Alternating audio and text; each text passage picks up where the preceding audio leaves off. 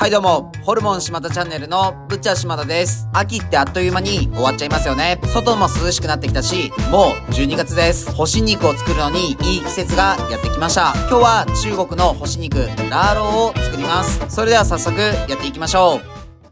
今日はこの皮付きの豚バラ肉を使って中国の干し肉、ラーローを作ります。期待という字は中国の旧暦の12月を意味します。寒く乾燥した時期に肉を干して保存食にしたのが由来と言われています。長期間保存に耐えられるようにカチカチになるまで風干しして水分を飛ばします。広い地域で作られていますが、湖南、四川、広東など特に有名です。家庭で作る地域もあり、家庭によって作り方など様々です。最近ではスーパーなどで真空パックされた商品も簡単に手に入るようです。干し肉といって日本で一番に思い浮かぶのはジャーキーですかね。世界を見渡すと実に多くの干し肉が各地で作られています。アフリカのビルトン、イタリアのブレザオラ、中東のパストゥルマなどいろいろな地域で冷蔵庫などがない時代に肉を長期間食べるための工夫がされてきました。日本だと岡山の津山などは干し肉で有名ですね。日本の場合は干し肉より魚介の干物などがより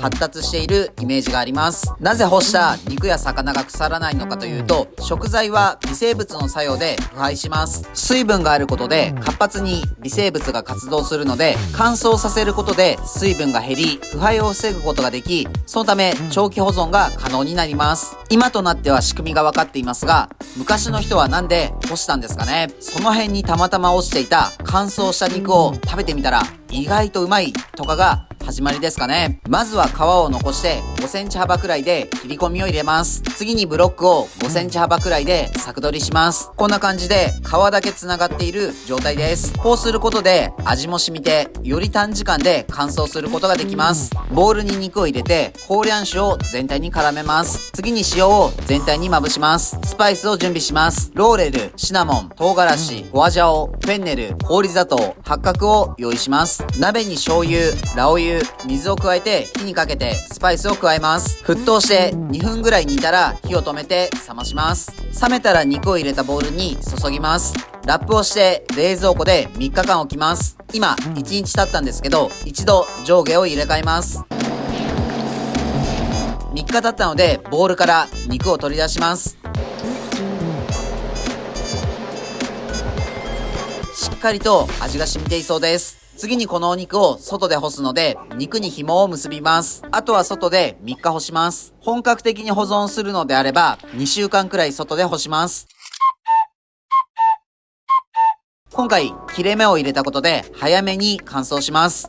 3日経ったものがこちらです。一回り小さくなった気がします。次にこれを炊飯器で加熱します。蒸し器を使って蒸してもいいです。今回は簡単に炊飯器で調理します。あとは加熱が終わったら薄くカットして完成です。チャーハンに入れたり、スープに入れたり、使い方は自由です。それでは早速食べてみましょう。いただきます。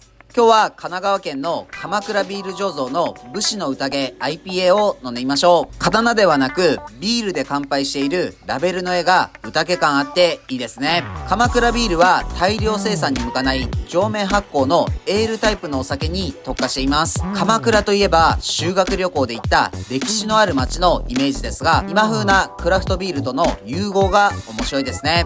通常の2倍のホップを使用し、フルーティーさや花のような爽やかな香りがあります。